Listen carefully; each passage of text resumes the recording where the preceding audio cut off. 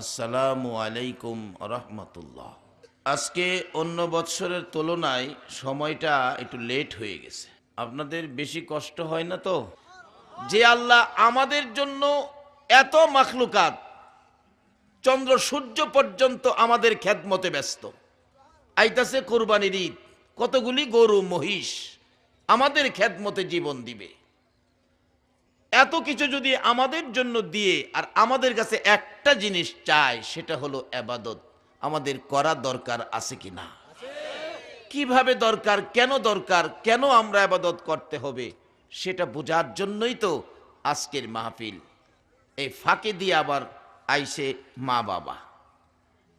মা বাবা ইবাদতের ভিতরে এমনিই থাকবো। আসুন আগে বাড়ি, কারণ আজকে রাত্রটা গভীর হয়েছে। আমি কম সময়ে বেশি কথা বলার চেষ্টা করব। আল্লাহ আমাকে বলার, আপনাদেরকে বুঝার তৌফিক দেখ, সকলে বলুন আমিন।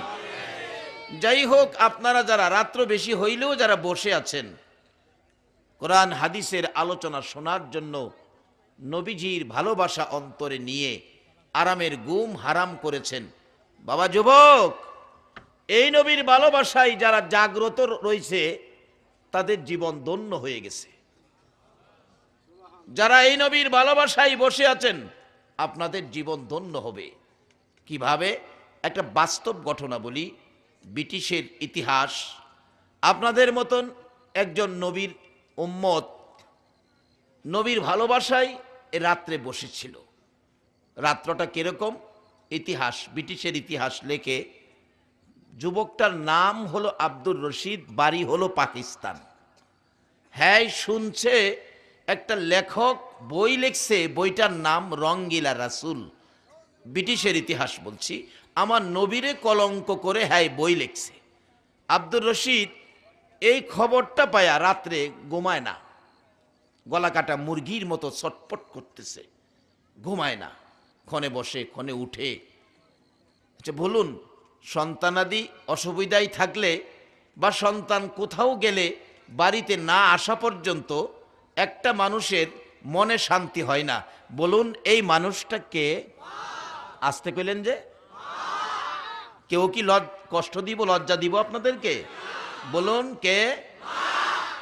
আব্দুর রশিদের মা তো অশান্তি বোধ করতেছেন।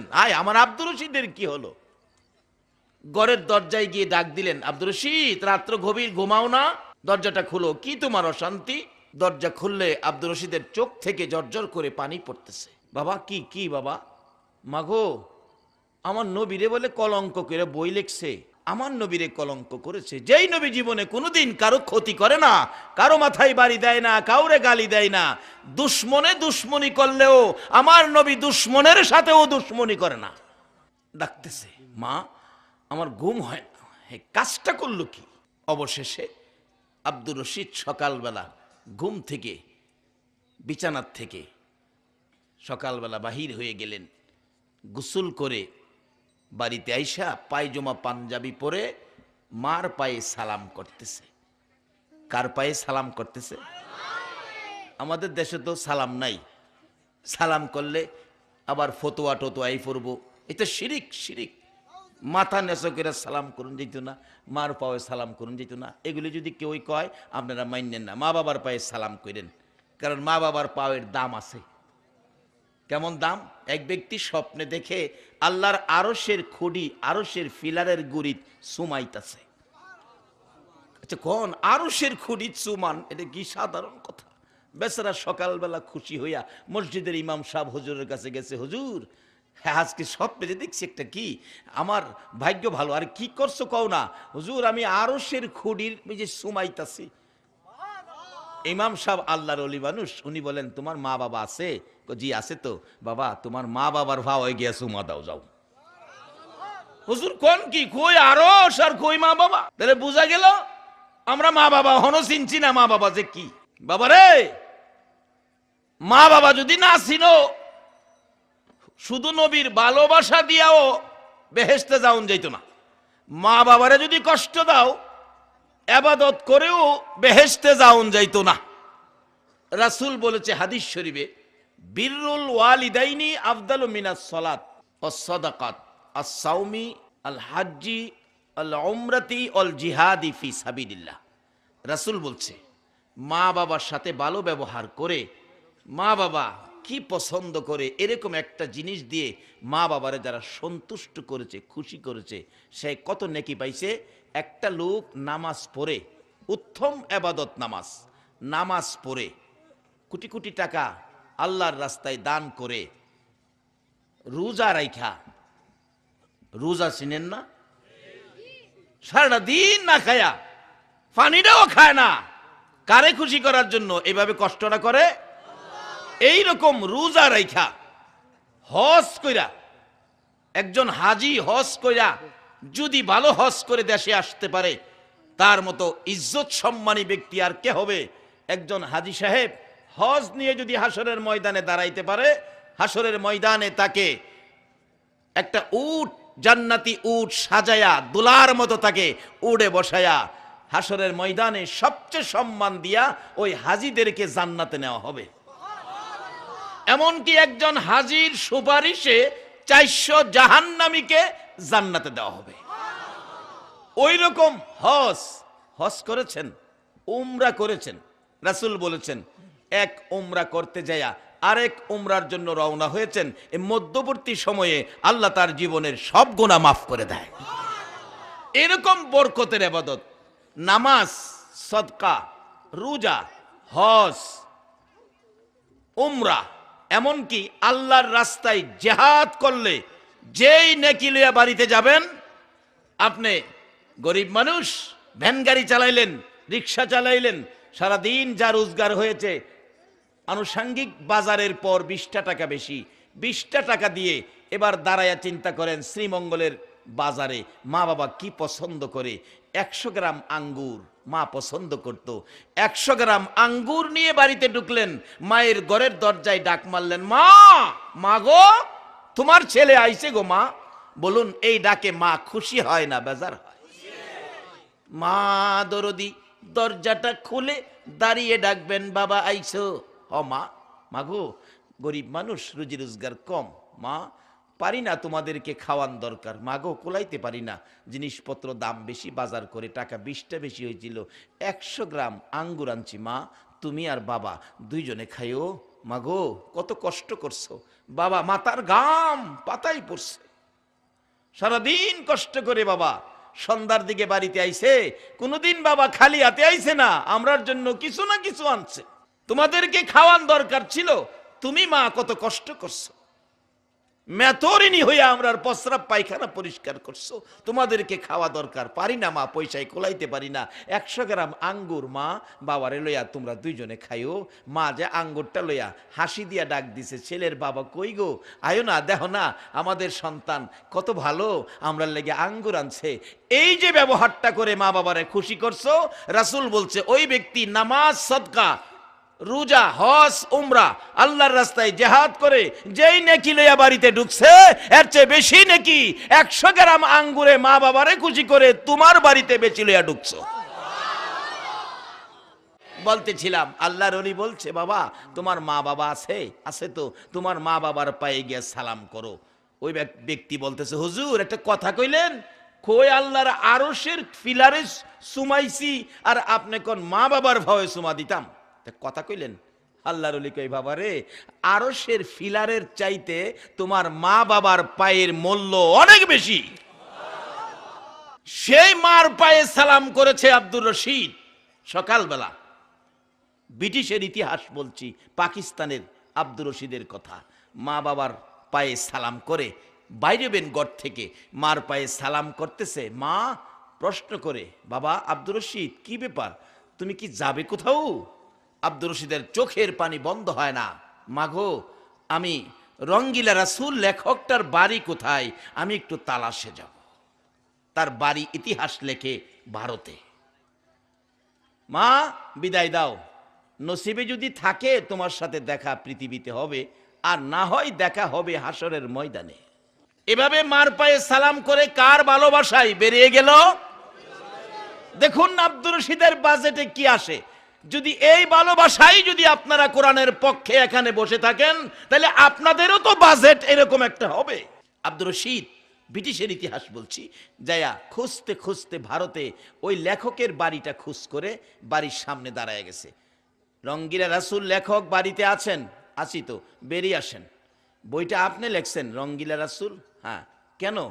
আমার নবী তো কোনোদিন কারো ক্ষতি করে না, কেন আমার নবীর এই কলঙ্ক করলেন? লেখক কই, কথা কইস না বেটা, আমরা লেখক মানুষ, কাজ হইতে লেখা, লেখছি একটা, প্রয়োজনে আরও লিখব। এই কথা বলতে দেরি ব্রিটিশের ইতিহাস লেখে আব্দুর রশিদ পাঞ্জাবির নিচ থেকে ছুরি বাহির করে হ্যার কলিজাটার মধ্যে মাইরা দিছে। কাত হয়ে পড়ে গেছে, জিব্বা ভাইর কিনে দিছে, রক্তে লাল লাল হয়ে গেছে। লোকজন বলে কি করলে, কি করলে, তোমার নাম কি? আমার নাম আব্দুর রশিদ, বাড়ি কোথায়? পাকিস্তান। তুমি এ কি করলে? কই নবীর দুশ্মনটারে শেষ করে দিয়েছি। তো বাবা তুমি এখান থেকে পালিয়ে যাও, ব্রিটিশের আইন বড় করা, ব্রিটিশের পুলিশ তোমাকে ধরে নিয়ে যাবে। আব্দুর রশিদ বলেন ধরে নিয়ে যাক, কি করবে? আইন করা না হাতলা হেইতা দেখি না, আমার মনের আশা পুরা হইছে। এই বলতে বলতে ব্রিটিশের পুলিশ তো আইসা গেছে, আইসা রশি দিয়ে বাইন্দা নিয়ে যাইতেছে, কোর্টে নিয়ে গেলেন। কোর্টে বিচারপতি জিজ্ঞেস করে, আব্দুর রশিদ এই কাজ কি তুমি করেছ? আব্দুর রশিদ বলেন জি স্যার আমি করেছি। কি আশ্চর্য, মানুষ তো এই কাজ করলে স্বীকার করে না, রিমান্ড দিতে হয়, সাক্ষী নিতে হয়, রিমান্ড ছাড়া সাক্ষী ছাড়া তুমি যে স্বীকার করলে। আব্দুর রশিদ ডাকে, ও ব্রিটিশের কোর্ট, ও ব্রিটিশের কোর্ট, তুমি শোনো, আমি আব্দুর রশিদ, আমি একটা মুসলমানের সন্তান, আমি একটা মুসলমান যুবক। ব্রিটিশের কোর্ট তুমি জেনে রাখো, মুসলমান কোনোদিন মিথ্যা কথা কয় না। আব্দুর রশিদ জবাব দিলেন, শোনো, মুসলমান কোনোদিন মিথ্যা কথা কয় না। তৎকালীন কোর্টের অ্যাডভোকেট ছিলেন শেরে বাংলা একে ফজলুল হক। উনি দাঁড়ায় বলতেছেন, মাননীয় বিচারপতি, ছেলেটার ব্রেন ডিফেক্ট, ছেলেটার ব্রেন ডিফেক্ট, তাকে জিজ্ঞাসাবাদের সময় দেওয়া হোক। মানে উকিলের একটা পয়েন্ট আছে না, উকিল কিন্তু পয়েন্টে অনেক মক্কেলকে বাঁচাইয়া দেয়। ছেলেটার ব্রেন ডিফেক্ট, তাকে জিজ্ঞাসাবাদের সময় দেওয়া হোক। ঠিক আছে, সময় দেওয়া হলো, যাও। পিছনে নিয়ে বুঝাইতেছে, আব্দুর রশিদ তোর মতো একটা যুবক আমাদের মুসলমানদের খুব দরকার, তুই কালকে কোর্টে নিলে খালি বলবে এ কাজ কে করেছে আমি জানি না, আমি আইনের ফাঁকে তোরে বাঁচাইয়া দিমু। ব্রিটিশের ইতিহাস বলছি, আইনের ফাঁকে আমি তোমাকে বাঁচাইয়া দিব। আব্দুর রশিদ কয়, চাচা আমার মিথ্যা কথা শিক্ষা দিয়ে না। এভাবে অনেক বুঝাইছে, আরে বেটা মিথ্যা না, তুই কইবে এ কাজ কে করেছে আমি জানি না, আমি বাঁচাই দিব। পরের দিন কোর্টে নিছি, খুব পড়াইছে কইবার লাগিয়া, হ্যাঁ বিচারপতির সাথে কয় আমি এ কাজ আমি করেছি। 2 দিন বুঝাইলেন, 3 দিন বুঝাইলেন, 3 দিন একই কথা। অবশেষে ব্রিটিশের কোর্ট রায় দিয়ে দিলেন, আগামীকালকে তোমার ফাঁসি হবে। তোমার কোনো আপত্তি আছে, কোনো আকাঙ্ক্ষা আছে? আব্দুর রশিদ বলেন, কালকে ফাঁসি দিবেন না?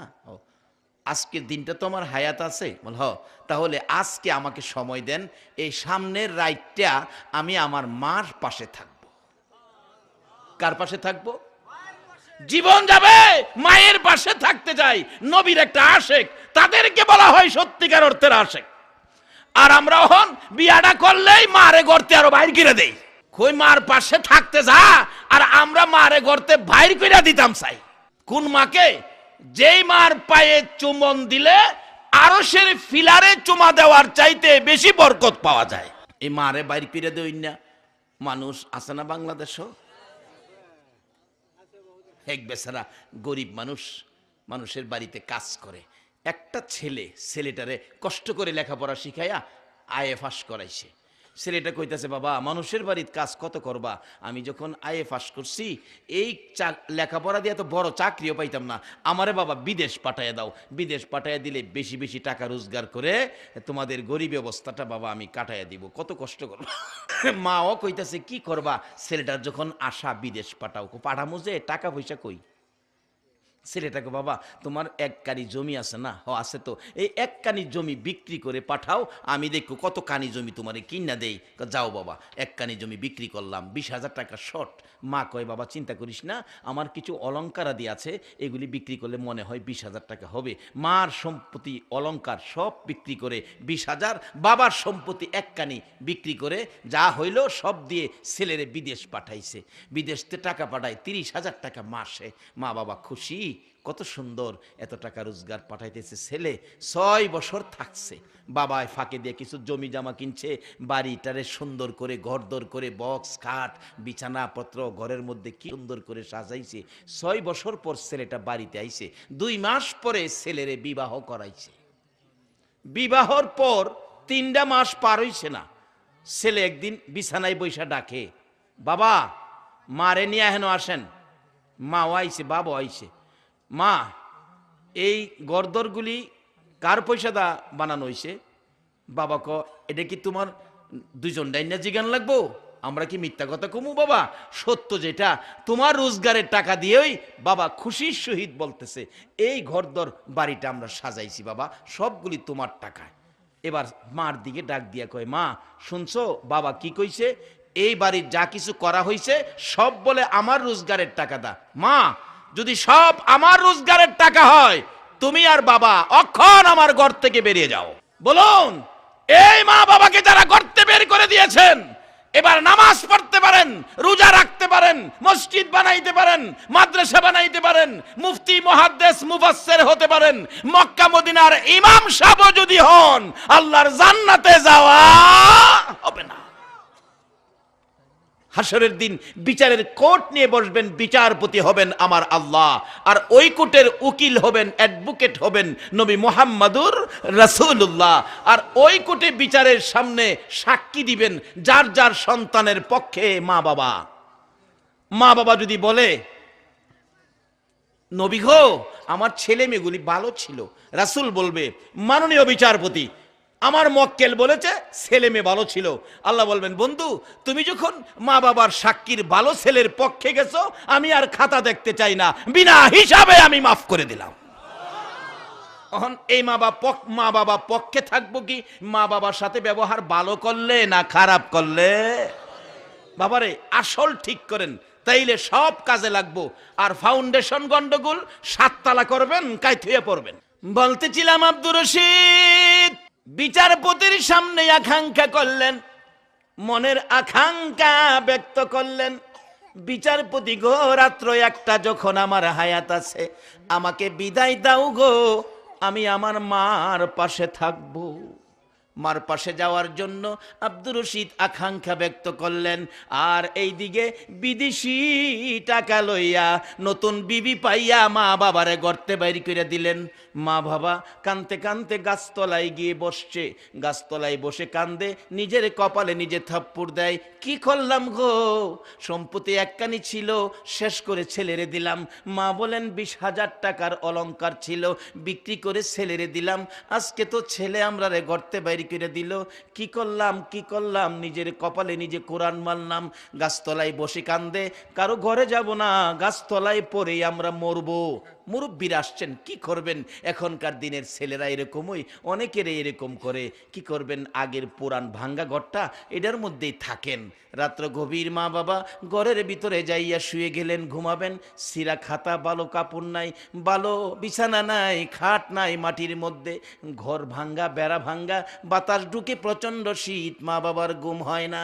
অবশেষে মা দুঃখিনী রে জানালাটা খুইলা ছেলের সুন্দর ঘরের দিকে তাকাইয়া কান্দে আর ডাকে, বাবা গো কেমনে গো, আমি মার কথা এইভাবে ভুলে গেলা রে আদরের সন্তান, তুই যখন ছোট ছিলে রে, আমার ডাইন পাশে যদি প্রস্রাব করে দিছস, আমি মা তোরে বাম পাশে নিছি, বাম পাশে যদি প্রস্রাব করে দিছস, আমি মা প্রস্রাবের ভিজা জায়গায় শুইয়া আমি তোমারে শুকনা জায়গায় রাখছি। আবার যদি প্রস্রাব করে দিছস রে বাবা, আমি মা তোরে বুকে লইয়া সারা রাত কষ্ট করেছি। আজকে আমি মায়ের চিন্তা করলি না, শীতে আমার ঘুম হয় না, তুই বিদেশি কম্বল গায়ে দিয়ে ঘুমাইছিস, তুই কি পারলি না আমি মারে একটা কম্বল দিতে? বাবা চোখের পানি ছেড়ে ছেড়ে তার স্ত্রীর মাথায় হাত বোলাইয়া ডাকে, বিবি গো, ও বিবি কান্দিস না, যদি আমার স্বাস্থ্য ভালো থাকে গো, আমি রোজগার করে তোরে আমি কম্বল কিনে দিব, এই ছেলে তোরে কম্বল দিবে না রে বিবি। এরে বাবা যুবকেরা, কারা গো আজকের মাহফিলের আয়োজন করেছো? কে তোমরা সেই যুবক আজকের মাহফিল কষ্ট করে সাজাইছো? রে বাবা যুবক, আসো, তোমাদের ভাগ্য ভালো, তোমাদের নসিব ভালো।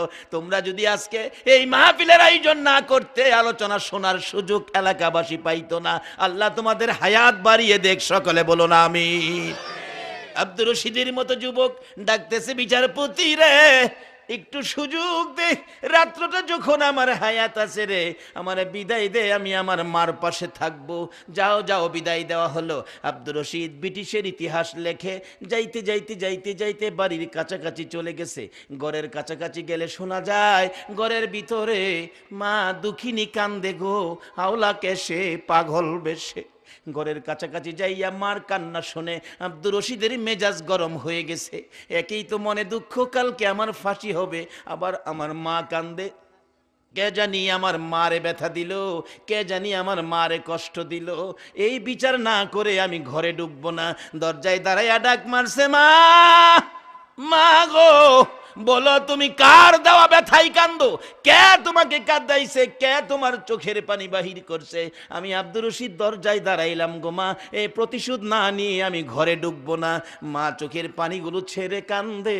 আব্দুর রশিদের চেহারার দিকে তাকাইয়া ডাকে, রে আব্দুর রশিদ, আমার কেউ কান্দায় না রে, কেউ ব্যথা দেয় নাই।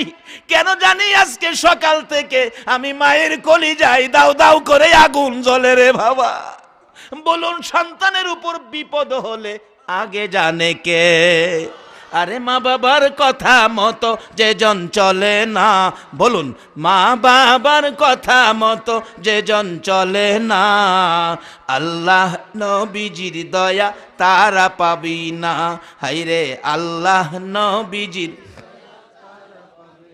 মা বাবার কথা মতো যে জন চলে না, মা বাবার কথা মতো যে জন চলে না, আল্লাহ নবীজির দয়া তারা পাবি না। হাইরে আল্লাহ নবীজির, মা বাবাকে দুঃখ দিলে নামাজে রোজা যাই বিফলে, মা বাবাকে দুঃখ দিলে নামাজে রোজা যাই বিফলে, মার কলিজায় আঘাত দিলে খোদা সহে না, মার কলিজায় আঘাত দিলে খোদা সহে না, আল্লাহ নবীজির দয়া তারা পাবি না। হাইরে আল্লাহ নবীজির, মা বাবা অতি আপন, মা বাবার কর যতন, মা বাবা অতি আপন, মা বাবার কর যতন, তিন কথার সাথী পায়া বুইলা যায় না, তিন কথার সাথী পায়া বুইলা যায় না, আল্লাহ নবীজির দয়া তারা পাবি না। হাইরে আল্লাহ নবীজির দয়া। বলতেছিলাম আব্দুর রশিদ মার মুখ থেকে শুনেছে, বাবা গো, কেউ কাঁদায় না, কেউ আমারে কষ্ট দেয় নাই, কেউ আমারে আঘাত দেয় নাই। কেন জানি রে বাবা, সকাল থেকেই আমি মায়ের কলিজায় দাও দাও করে আগুন জ্বলতেছে। এই কথা শুনে আব্দুর রশিদ ঘরের ভিতরে ঢুকে দরদি মায়ের বুকের উপর মাথাটা ছেড়ে দিছে। মা, তোমার বুকের আগুন কেন গো মা? শোনো এবার বলি, তোমার আব্দুর রশিদ আগামীকাল আর দুনিয়ায় থাকবে না। মা বলে, তোমাকে ডাকবে না গো মা, তোমার আব্দুর রশিদ কালকে ফাঁসি হবে। ব্রিটিশের কোর্ট রায় দিয়েছে, ওই নবীর দুশ্মনটাকে বিদায় করার অপরাধে ব্রিটিশের কোর্ট রায় দিয়েছে, কালকে আমার ফাঁসি হবে। মা কেঁদো না গো, আমারে নবীর ভালোবাসায় যাওয়ার জন্য বিদায় দাও। আজকে কারা গো, কোন মায়ের সন্তান তোমরা এই নবীর ভালোবাসার আলোচনা শোনার জন্য কোরআনের পক্ষে বিদায় হইয়া রাত্র গভীর মাহফিলে বসে আছো? আমার মন বলে তোমাদের জন্য আমার নবী ফুলসিরাতের ঘাটে বসে থাকবে। ছিলাম আব্দুর রশিদ মার বুকের উপর মাথাটা ছেড়ে দিয়ে কান্দে, মাগো, তোমার আব্দুর রশিদ আগামীকালকে বিদায় হয়ে যাবে। মা ডাকতেছে, বাবা কি করব এখন মাগো, একটা রাত্রের জন্য তোমার পাশে থাকবো, মন ভরে ঘুমাবো গো মা, বিদায় নিয়ে আসছি, আমারে বিছানা করে দাও, আমি তোমার পাশে ঘুমিয়ে যাই। মা চোখের পানি দিয়ে কানতে কানতে বিছানাটা সাজাইয়া ডাকতেছে, আব্দুর রশিদ রে, আয় বাবা, বিছানায় শুয়ে ঘুমাও। আমি মা সারা রাত ঘুমাবো না, আমি তোমার জীবনের শেষ দেখা মাতার পাশে বসে বসে দেখব। আমি সারা রাত ঘুমাবো না রে আব্দুর রশিদ, তোমার মাতার পাশে বসে বসে সারা রাত আমি জীবনের শেষ দেখা দেখব। আব্দুর রশিদ মায়ের পাশে শুয়ে গেলে একটু পরে আব্দুর রশিদ একটা চিৎকার মেরে ঘরের দরজার দিকে দৌড় মারছে। মা টাইনা ধরছে, এরে আব্দুর রশিদ, পাগলামি করো না বাবা, একটা রাইতই তো মার পাশে ঘুমাইবা, আমি মার কলিজায় শান্তি করে দাও, একটা রাত্র মন ভরে ঘুমিয়ে যাও। আবার বিছানায় শুয়ে গেছে। আব্দুর রশিদ আবার চিৎকার মেরে দরজার দিকে দৌড় মারছে। মা থাপা দিয়ে ধরে টাইনা ধরছে, বাবা পাগলামি করো, কালকে মৃত্যু হবে বলে তোমার বুঝি ঘুম হয় না, ছটপট করতেছো বাবা গো, ঘুমাও গো বাবা। ছোটকালে পিঠের উপর হাত বোলাইয়া ঘুম পাড়াইতাম, এখন আমি মা তোমার মাথায় হাত বোলাইয়া ঘুম পাড়াবো। আব্দুর রশিদ আবার শুয়ে গেলেন ঘুমাবে, মা মাথায় হাত বোলাই ঘুম পাড়াইতে। আব্দুর রশিদ আবার চিৎকার মেরে দৌড় মারলে, মা টাইনা ধরেন, এরে আব্দুর রশিদ কই যাবি রে বাবা? আব্দুর রশিদ জবাব দেয়, মাগো তুমি মনে করেছো কালকে মৃত্যু হবে বলে ছটপট করি, পাগলের মতো দৌড়াদৌড়ি করি, আমার ঘুম হয় না? মা শুনো, আমার কেন ঘুম হয় না? আমি তোমার পাশে ঘুমানোর জন্য যখন বিছানায় শুয়ে যাই, আমি তখন তাকাইয়া দেখি দরজার কিনারে আমার রাসূল এসে দাঁড়াইয়া থাকে। মা আমার রাসূল দরজার কিনারে দাঁড়াইয়া আমার দিকে হাত বাড়াইয়া ডাকে, বাবা কারা গো সেই নবীর কথা শোনার জন্য মাহফিলের আয়োজন করেছো? কারা মাহফিলে সাহায্য সহযোগিতা দিয়েছো? কারা আজকের মাহফিলে আরামের ঘুম হারাম করে আব্দুর রশিদের মতো বসে আছো? আমার মন খয় তোমাদের জন্য, আমার নবী মদিনার থেকে হাত বাড়াবে। আব্দুর রশিদ ডাকতে ছিল, মা গো তোমার পাশে শুয়ে যাওয়ার পর আমার নবী দরজায় দাঁড়ায়া দুইটা হাত বাড়াইয়া ডাকে, রে আব্দুর রশিদ এই বিছানায় ঘুমাইস না, আমি রাসূল তোরে নেওয়ার জন্য আসছি। এই বিছানায় ঘুমাইস না রে আব্দুর রশিদ, আয় আমার পাশে আয়। এই বিছানায় নয়, আমার সঙ্গে আয়, আমি রাসূলের পাশের বিছানায় তুই ঘুমাবি।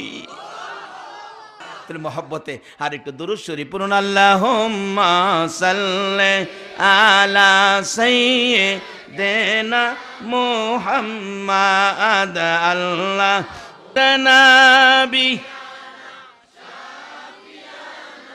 মাওলানা দিবানিশি মনের আমার আর দিও না যন্ত্রণা, দিবানিশি মনের আর দিও না যন্ত্রণা, হায়রে দান যদি হইতাম ধনী যাইতাম সোনার মদিনা, হায়রে দান যদি যাইতাম সোনার মদিনা, আল্লাহুম্মা সাল্লি আলা সাইয়্যিদিনা মুহাম্মাদ, আল্লাহুম্মা সাল্লি মুহাম্মাদ নাবিয়ানা মাওলানা মুহাম্মাদ নাবিয়ানা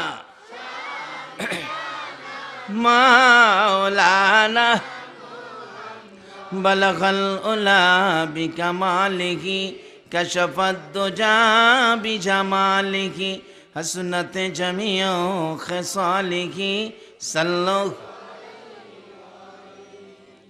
মুসা আলাইহিস সালাম 6 নাম্বার আকাশে, কথাটা খেলা ছিলি। নবীজি ডাক দিছে, ইয়া গাজ্জালি ইয়া গাজ্জালি ইয়া গাজ্জালি। 3 বার ডাকলে গাজ্জালি সব হাজির। লাব্বাইকা ইয়া রাসূলুল্লাহ, আমারে ডাকছেন? উনি হলো বনি ইসরাইলের পয়গাম্বর মুসা নবী, ওনার সাথে তোমার কথা বলতে হবে। হুজুর আপনি মুসা নবী? রুহের জগৎ তাইছে, এটার কত বড় বিচিত্র। আপনি মুসা নবী?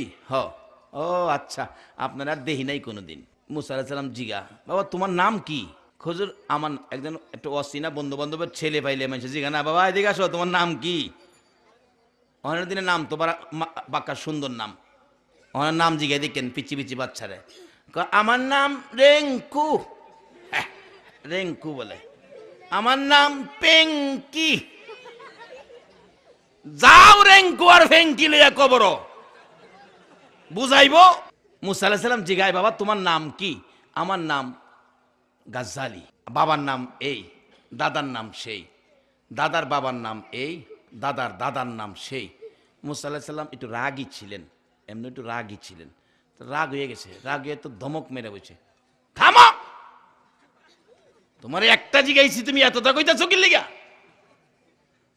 গাজ্জালি সাহেব কয়, আপনি থামান, আমারে কইতে দেন। করি বাবা কি আশ্চর্য, আমি থামাইলাম আর হিচ্ছি যেটা হ্যাঁ দিয়ে আমারে থামাইলা। এক জায়গায় নাকি দুই বাবা ছেলে ঝগড়া লাগছে, বাবা ছেলেরে খুব ধমকাইতাছে, বুড়া মানুষ বাবা ছেলেরে ধমকাইতেছে। অবশেষে ছেলে কথা জব দিতে চাইছে, বাবা তো ধমক মারছে, তোমাকে শাট আপ। শিক্ষিত মানুষ তো শাট আপ মারছে। ফুলারও রাগ উঠে গেছে, ফুলাও কই বাবার দিকে তাকাইয়া, আপনাকে ডবল শাট আপ। বাবারে, বাবাকে ডবল শাট আপ দেওয়া যায়? কয় না বাঙালি, যায় না।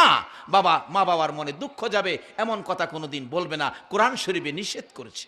মুসা আলাইহিস সালাম সেট আপ দিছে, গাজ্জালি সাহেব ডবল সেট আপ মারছে পিচ্ছি হইয়া। মুসা আলাইহিস সালাম তুমি আমারে থামাইলা কথা, আপনি আমারে থামাইলেন কেরে? মুসা নবী কয়, তোমারে থামাইছি যে বাবা, তোমারে জিগাইছি তোমার নাম কি? তোমার নামটা বললেই হয়, আমার নাম গাজ্জালি, এতগুলো তো তোমারে জিগাই নাই, বাবার নাম দাদার নাম আমি কি এতগুলো জিগাইছি? এবার গাজ্জালি সাহেব কয়, হুজুর এইটার লেগে রাগ হইছেন, একটা জিগাইছেন, দুইটা বেশি কইলাম দিকে না।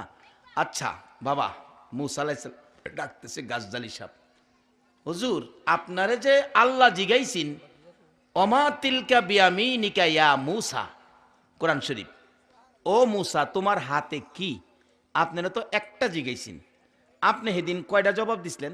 আপনি একটা কইলেই পারতেন, কলা হিয়া আসয়, আমার হাতে লাঠি। আপনি কয়টা কইছিলেন? একটা ফিচ্ছি রুহের জগতে আয়া মুসা নবীর আটকাইছে। যে নবীর উম্মত হইলে এত পাওয়ার হয়, এ নবীর উম্মত হইতে আপনারা রাজি আছেন? তাইলে বেশি না, দুইটা জিনিস ছাইরা দিবেন, একটা জিনিস খালি দইরা আজকে বাইত নিবেন, দুইটা ছাইরা দিয়েন, বেশি না, দুইটা, একটা জিনিস ধরবেন, এটা হবে আমার শেষ কথা। এ নবীর উম্মত হওয়ার জন্য মুসা নবীর মতো নবীর সাথে কথা বলার সাহস পাবেন। ইমাম গাজ্জালি সাহেব ডাকতেছে রুহের জগতে আয়া, হুজুর আপনারা তো একটাই জিগাইছেন, হাতে কি? আপনি লাঠি কইলেই পারতেন, আপনি কয়টা কইছিলেন? আমার হাতের লাঠি ধাক্কা দিয়া খারই, বকরিরে পাতা পাইরা খাওয়াই, রাস্তায় আবর্জনা থাকলে পরিষ্কার কইরা দেই, মাটির গাইরা দিলে ফলের গাছ হয়, এটা দা জেহাদ করি। এটা আল্লাহ কি আপনারা অতটা জিগাইছেন? মুসা নবী কো, ইয়া রাসূলুল্লাহ এই সময় হ্যাঁ আসিন কই? সুবহানাল্লাহ কইতেন না? মিচামিচি কাটাইলাম জিন্দিগি, বলুন, মিচামিচি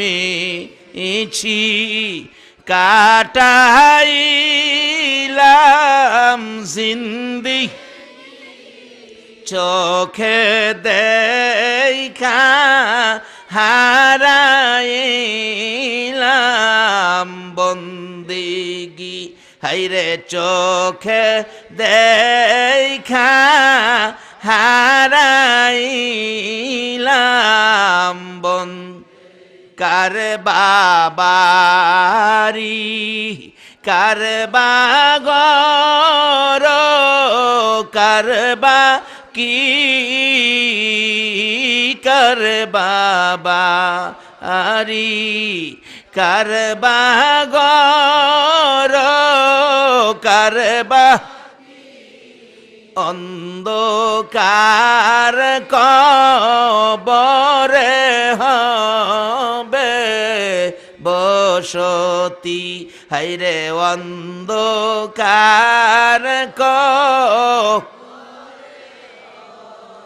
বেবস এই দুনিয়া মুসাফির খানা জানো না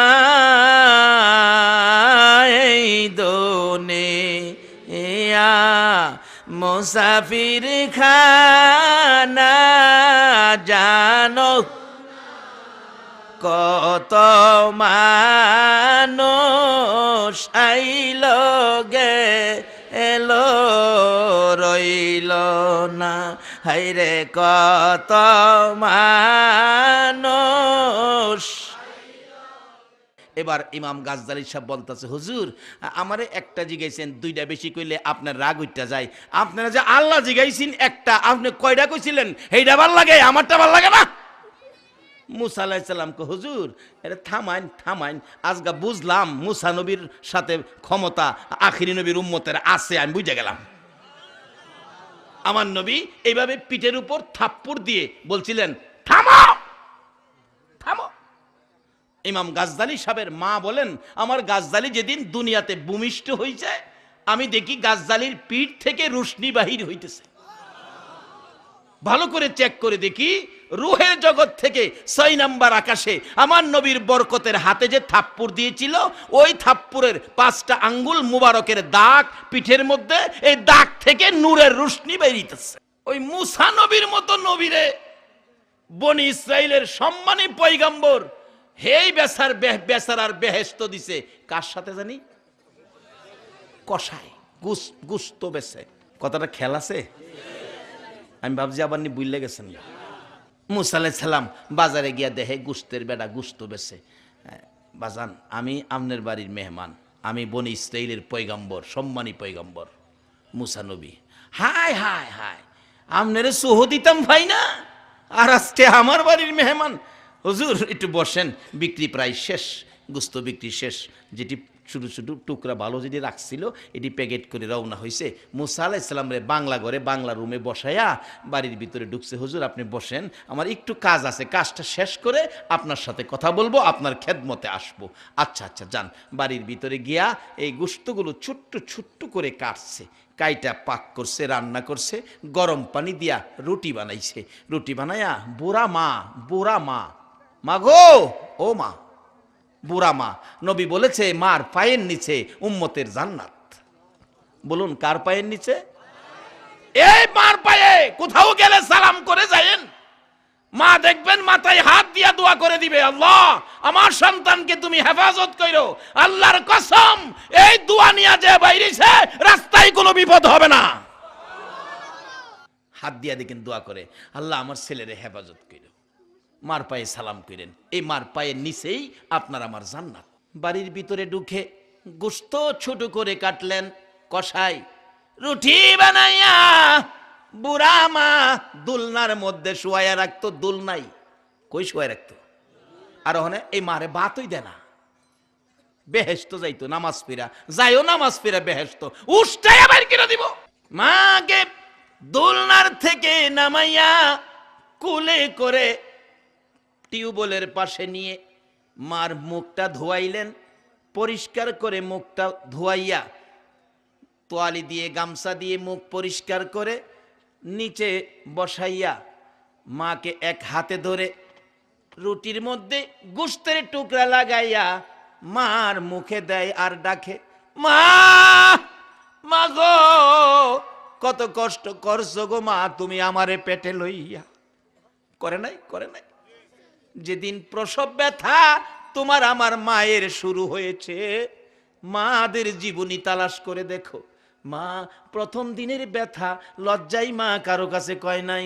দ্বিতীয় দিনের ব্যথা মা জিহ্বা কামড়াইয়া সহ্য করেছে, লজ্জায় মা কারো কাছে কয় নাই। তৃতীয় দিনের ব্যথা মা গলা কাটা মুরগির মতো একবার জমিনে পড়ে যায়, একবার ঘরের বিছানায় শুয়ে যায়, আবার কপালে থাপ্পড় মারে, আবার নিজের বুকের উপর নিজে থাপ্পড় মারে। এই অবস্থা দেখে দরদি শাশুড়ি মা দৌড়াই আইসা ডাকতেছে, মুরব্বী মহিলারা গো, আসো গো, আমার বৌমার জানি কি হলো। মুরব্বী মহিলারা ঘরে ঢুকে ডাকতেছে, দরজা বন্ধ করে দেন, ভয় কইরেন না, অন্য কিছুই না, আপনার বৌমার সন্তানাদি হবে, আপনার নাতিনাতকর হবে। এবার মহিলাটা একবার ঘরের মাটির মধ্যে পড়ে যায়, আবার বিছানায় শুয়ে যায়, আবার গলাকাটা মুরগির মতো চটপট করে গো ব্যথায় জিব্বাটা বাহির করে দেয়। আর মুরব্বী মহিলাদেরকে ডাকে, মহিলারা গো, আমার শ্বশুর শাশুড়ি কই, ডাক দাও গো।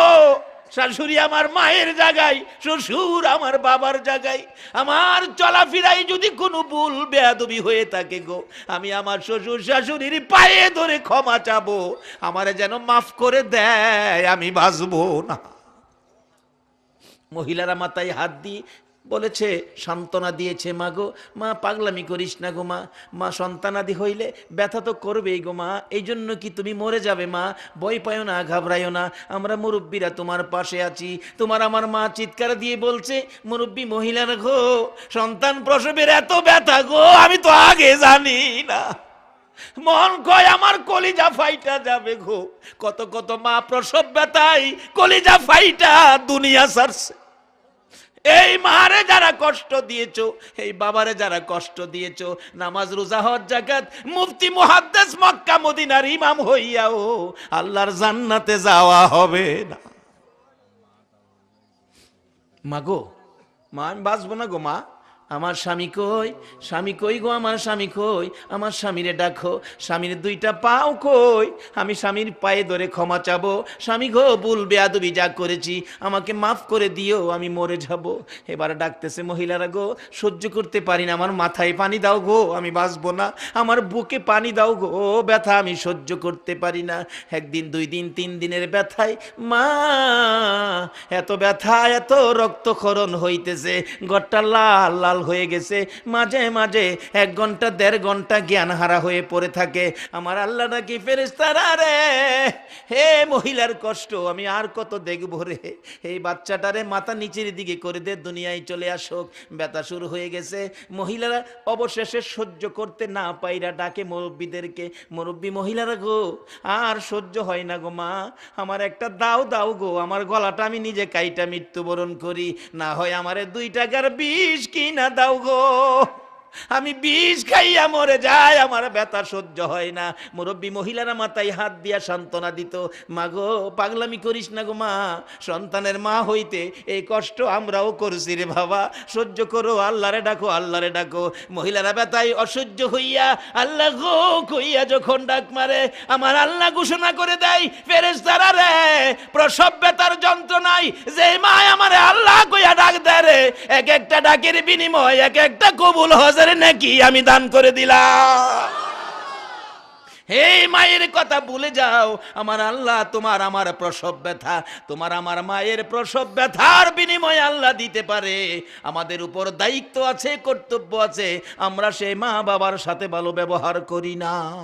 কি করতেছে মুসা নবী যাইয়া দেখলেন, ওই কসাই গুস্ত ব্যবসায়ী ডাকতেছে, মা তুমি কষ্ট করেছো আমারে পেটে লইয়া, আমি কি দিই তোমারে খুশি করবো গো মা। রুটির টুকরা, ছোট ছোট গোস্তের টুকরা মুখে দিলে মা খাইয়া শেষ করলে, মা আর খাবা গো মা, আর খাবো না। আবার পানি দিয়ে মুখ পরিষ্কার করে তোয়ালি দিয়ে মুখ মুইসা ওই দুলনার মধ্যে শুয়াইয়া মায়ের পাশে ডাকে, মা, মা গো আর কি খাইবা গো, আর কি করবো, খেদমত কি করতে পারি গো মা। মা 2টা হাত বাড়াইয়া ডাকে, মাহুদ আমারে কেমন সোনার টুকরা দিয়েছো, আমারে কেমন সন্তান দিয়েছো, এত পরিশ্রম করে বাড়িতে এসে আগে আমি মারে খাওয়াইলো, নিজে খাইলো না। আমি মা সন্তুষ্ট হয়ে 2টা হাত আমি তোমার দরবারে বাড়াইলাম, তুমি না মায়ের দোয়া কবুল করো, আমি মা হইয়া দোয়া করে দিলাম, আমার এই সন্তানের বেহেশ মুসা নবীর পাশে তুমি করে দিও। এই দোয়াটা শুনেছে মুসা নবী বাংলা রুম থেকে, মা দোয়া করতেছে, আমার সন্তানের বেহেশ মুসা নবীর পাশে করে দিও। এবার মুসা নবী বসে আছে, বুঝে ফেলেছে ঘটনা কোথায়, এত বড় মর্যাদা, এত বড় সম্মান কিসের বিনিময় পাইলেন। এবার বাড়ির থেকে বাহির হইয়া মুসা নবীর পাশে যাইয়া সময় দিতেছে, হুজুর বেয়াদবি মাফ করে দিয়েন, এবার আপনার কি খেদমত করতে পারি, খানা আনতেছি বসুন। মুসা নবী ডাকে, এরে গুস্ত ব্যবসায়ী কসাই, শোনো আর আমার খাইতে হবে না রে, আয় আমার বুকে হায়। কি রোজগার করেছো রে মার খেদমত করে, আমি মুসা নবী তোমারে জানাইয়া দিয়ে গেলাম রে, তোমার জান্নাত হবে আমি মুসা নবীর সাথে। এই মা বাবা যদি থাকে, এই ভাগ্য তো আপনার আমারও হতে পারে। মা বাবার সাথে যদি ব্যবহার খারাপ হয়েও থাকে, আজকের মাহফিলের পর আমরা মার পায়ে ধরে ফেলি, বাবার পায়ে ধরে ফেলি। যদি মা বাবা দুনিয়ায় না থাকে, কালকে ফজরের নামাজ পড়ে মা বাবার কবরের পাশে যাইয়া কাঁদতে থাকেন, আল্লাহ আমরা কষ্ট দিছি, আমার মারে তুমি কষ্ট দিও না, আমার বাবারে তুমি কষ্ট দিও না।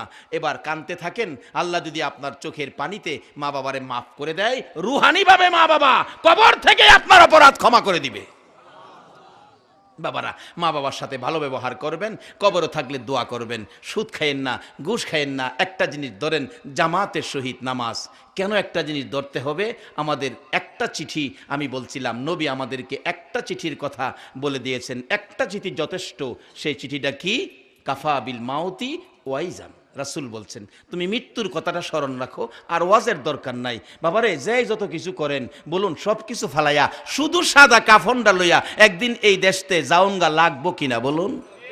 তাহলে রাসূল বলছে একটা চিঠি বাড়িতে নাও। সে চিঠিটা কি? ও বাবা ছাত্র, ও মা ছাত্রীরা, তোমরা লেখাপড়া করো, স্কুল কলেজ ভার্সিটিতে তোমাদের টেবিলের উপরে রুটিন টানানো আছে, শনিবার থেকে বৃহস্পতিবার পর্যন্ত কোন সাবজেক্ট কোন দিন পড়বা। তার উপরে রাসূলের একটা চিঠি আর একটা সাবজেক্ট হিসেবে লিখে রাখো, কোন দিন জানি আমার মৃত্যু হয়ে যায়, আমার টেবিলের বই টেবিলে থাকবে, রুটিন সাজানো থাকবে, আমি থাকবো না। এই রুটিনটা এটার উপরে লাগাইও। একটা চিঠি যথেষ্ট হবে তোমার আমার জন্য। বাবারে, এই দেশে ভেজাল কইরেন না, এই দেশে থাকতে পারবেন না। ভেজাল কইরা কবরও যাইবেন, ভেজালের জন্য মাইর খাবেন, আপনি সম্পত্তি নিব ছেলে মেয়েরা। তার বাস্তব আমাদের এলাকায় বুধবারে বাজার, মানুষের ভিড় বেশি হয়, হাটের দিন মানুষ এমনিও ভিড় বেশি হয়। কি কন?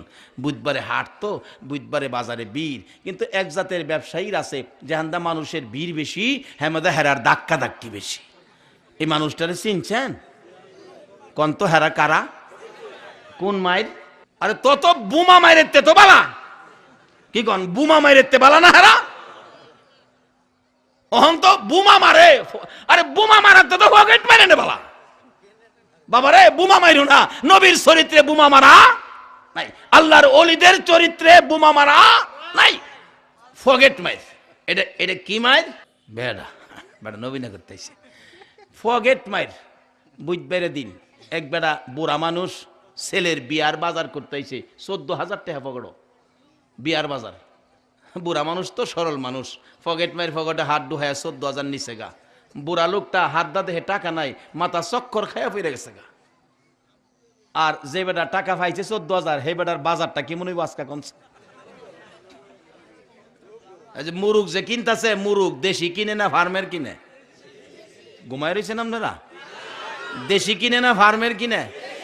আরে বাবা রে বাবা, দেশি মুরুগ 4টা লইছে, 4টা। চিনি গুড়া ফুলাউর চাইল, বাগাবাড়ির ঘি, হেয়াল বাড়ির না বাগাবাড়ির। তার 4,000 টাকার বাজার, 10,000 টাকা বুক ফগট। রিক্সা উঠছে, রিক্সা কি ফাটনারে যায় না একা ওই চালা চালা, ঠেঙ্গের উপরে ঠেং, ফায়ের উপরে ফা উঠাইয়া চালা বাড়ি দিয়া দিছে। বিবি সাহেব রান্না করছে। আচ্ছা, এই খাউনটা কি সে একা খাইছে? মা খাইছে, বাবা খাইছে, ভাই খাইছে, বোন খাইছে, বিবি খাইছে, ছেলে খাইছে, মেয়ে খাইছে, হ্যাঁ নিজেও খাইছে। কি মজার খাউন খাইছে। পরের বুধবারে মানুষের ভিড় কম, ঈদ বাঙ্গা বাজার, মানুষ কম। তো তো ঘুরতে ঘুরতে কোনো সুবিধা পাইতেছে না। এক বেচারার পকেটে হাত ডুহাইছে, আরেক বেচারা ফিসেন দায়া গেলাম দৌড়ে লাইছে। কিরে পকেটে হাত ডুহাইছস? মানুষে কই কি কো পকেট মার কইতে দিরি কন্ত, এর হরেরটা কি হিসাব আছে না বিনা হিসাবে? এই যে খাইতেছে ফিডার লাই পায়খানা কেটে দিছে, এরপরও সারে না যে আন্দা পায়খানা পড়ছে না এহান্দই মারে। কিন্তু গত বুধবারে তো এই বাজারটা চুরি করে নিছো, সবাই খাইছে। আজগাজে দরাত পড়ছো, মাইটটা কি সবাই খাইছে না একা খাইছে? তাইলে আপনারা কেন অবৈধ পয়সা খাবেন? সুদ ঘুষ ওই পয়সা খাইেন না, সম্পত্তি জুড়াইয়া ছেলেরা মেয়েরা দিবেন, মজা খাইবো হেরা, আর কবরও গিয়া মাইর খাইবেন আপনি একা। এই কামটা আর কইরেন না। নবীর চিঠিটা বাড়িতে নেন। কাফা বিল মাউতি ওয়াইজান, একটা চিঠি যথেষ্ট, কবে জানি আমার মৃত্যু হয়। রাসূল বলছে মৃত্যুর কথাটা স্মরণ রাখাটাই যথেষ্ট ওয়াজ, একটা ওয়াজ, আর ওয়াজ লাগে না। আল্লাহ আমাদেরকে মৃত্যুর কথা স্মরণ রাখা, নবীর কথা মানার তৌফিক, সুদ গুড় সাইরা জামাতের সহিত নামাজ পড়ার তৌফিক দেখ, মা বাবার খেদমত যদি কবরে থাকে মা বাবার জন্য দোয়া করার তৌফিক দেখ। সকলে বলুন আমিন। আজকের মাহফিল কিয়ামত পর্যন্ত এলাকার জিন্দাদের হেদায়েতের জন্য, মুর্দাদের শান্তির জন্য কিয়ামত পর্যন্ত কবুল করুক। সকলে বলুন আমিন। আসুন দোয়া করি। রব্বুল আলামিন জান্নাতের বাগানে বসে জান্নাতি মেহমান লইয়া হাত বাড়াইছি। মউত তোমার আদরের বান্দারা হাত বাড়াইলো, এ হাতগুলি দেখে তোমার মায়া লাগেনি গো আল্লাহ। দুনিয়ায় দেখছি সন্তানেরা হাত বাড়াইলে মা দৌড়াই আসে, বাবা গো আমার কাছে হাত বাড়াইছো, আমি মা তোমারে কি দিব রে বাবা, মন চায় আমার কলিজাটা খুইলা দিয়া দিতাম।